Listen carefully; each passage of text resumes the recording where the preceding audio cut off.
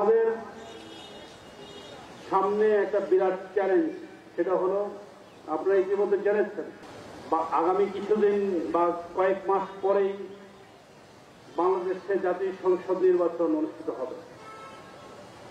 আমরা পুলিশ বাহিনী ইতিমধ্যে ঈদের বন্ধের মধ্যেই আমরা এই নিয়ে কাজ করে যাচ্ছি।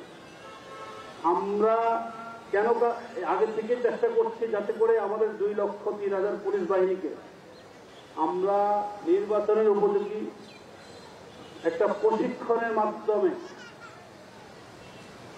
মানুষকে বোঝাতে চাই, জনগণকে বোঝাতে চাই যে আমাদের যে হারানো গৌরব সেটাকে আমরা ফিরিয়ে আনার জন্য একটা চ্যালেঞ্জ নিয়েছি।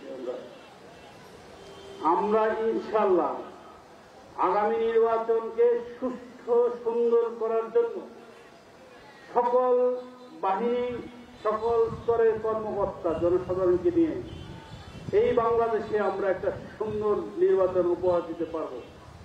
কারণ আগামী নির্বাচন হবে আমাদের দেশ রক্ষার নির্বাচন, আগামী নির্বাচন হবে আমাদের অস্তিত্ব, পুলিশ বাহিনীর অস্তিত্ব রক্ষা নির্বাচন, আগামী নির্বাচন হবে আমাদের যে কলঙ্ক সেটা মোছার নির্বাচন।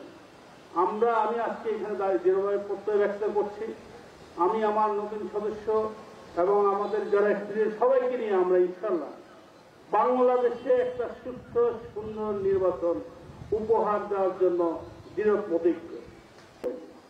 আমরা আশা করি যদি জনগণের সাথে যদি আমরা মেলবন্ধন তৈরি করতে পারি, তাহলে আমরা বাংলাদেশ পুলিশ বাহিনী আমাদের যে মানুষের প্রতি একটা মানুষ আমাদের প্রতি যে নেগেটিভ ধারণা ছিল সেটা ফিরিয়ে আসবে, আস্থা ফিরিয়ে আসবে।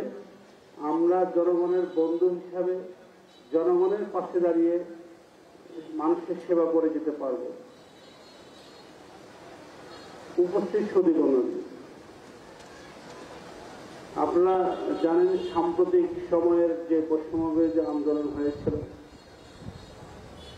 ওই সময় পুলিশের অবকাঠামো প্রায় ভেঙে পড়েছিল, কয়েকদিন পুলিশ ইনঅ্যাক্টিভ ছিল।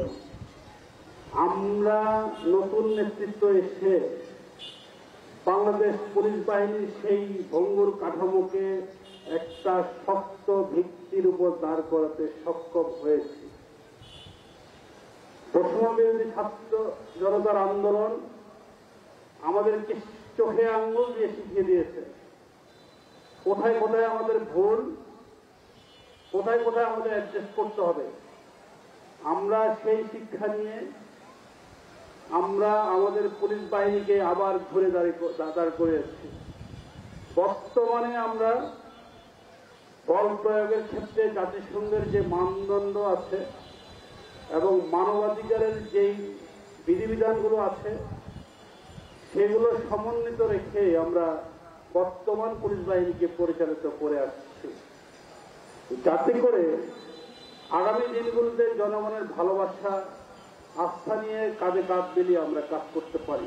আমরা দৃঢ়ভাবে বিশ্বাস করি আমরা অনেকাংশে সফল হয়েছি এবং সামনের দিনগুলোতে নিশ্চয়ই আমরা বাংলাদেশ পুলিশ বাহিনী এই তরুণদের নেতৃত্বে আবার আরো ভালোভাবে এগিয়ে যাবে।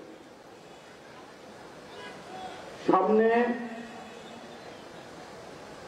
আমাদের খেয়াল রাখতে হবে, আমরা যদি জনসাধারণের সাথে আমরা এক হাত বাড়িয়ে দিই, তারা আপনাদেরকে বুকে আলিঙ্গন করে নেবে। আর যদি অপেশাদার কাজ করি, তাহলে বিগত যে এক্সপিরিয়েন্স হয়েছে তার পুনরাবৃত্তি ঘটার সম্ভাবনা রয়েছে। জনগণের ভাষা উপলব্ধি করার চেষ্টা করবেন। যতক্ষণ পর্যন্ত মানুষের মনের ভিতরে ঢুকতে না পারবেন, ভালোবাসার, আস্থার বিষয়টা অবারিত থেকে যাবে।